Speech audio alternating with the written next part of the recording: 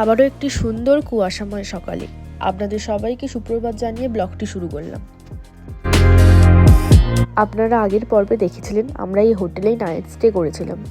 সকাল সকাল ভোর 5টায় উঠে ফ্রেশ হয়ে আবারও একটি নতুন দিনের নতুন অভিজ্ঞতার উদ্দেশ্যে সুন্দরবনের নদীতে পাড়ি দিয়েছিলাম।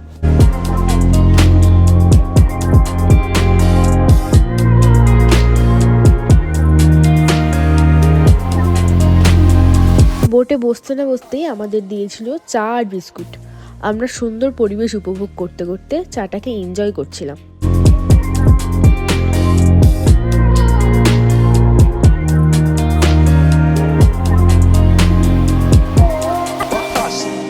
আমরা প্রায় সকলেই ম্যানগ্রোভ অরণ্য এবং বাঘ দেখার আশায় প্রায় বোটের ধারে এসেই বসেছিলাম।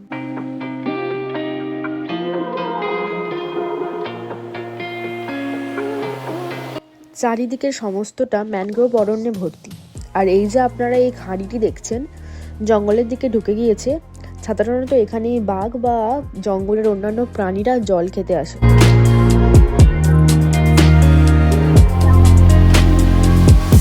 তারপর আমরা টাইগার রিজার্ভ দেখার জন্য নেমে পড়েছিলাম।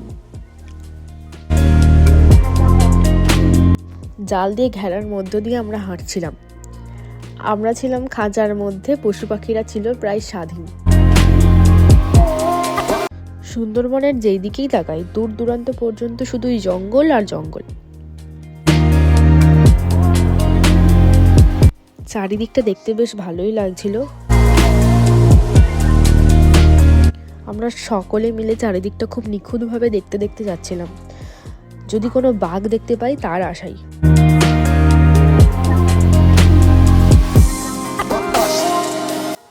তারপর আমরা ভিউ পয়েন্টে উঠেছিলাম।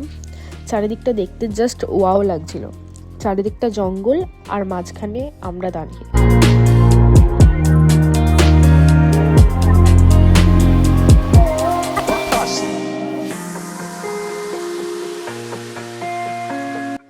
এই যে এই বোর্ডটি দেখতে পাচ্ছেন, এই বোর্ডটির মধ্যে বাঘের সমস্ত প্রজাতি সম্বন্ধে লেখা রয়েছে। তারপর আমরা বোটে গিয়ে আমাদের লাঞ্চটি সেরেছিলাম।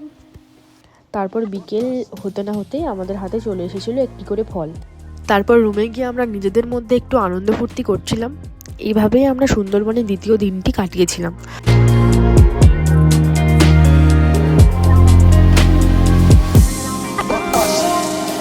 ভিডিওটি দেখার জন্য অসংখ্য ধন্যবাদ। ভিডিওটি একটি লাইক, কমেন্ট এবং শেয়ার করে দেবেন এবং ফলো করতে ভুলবেন না।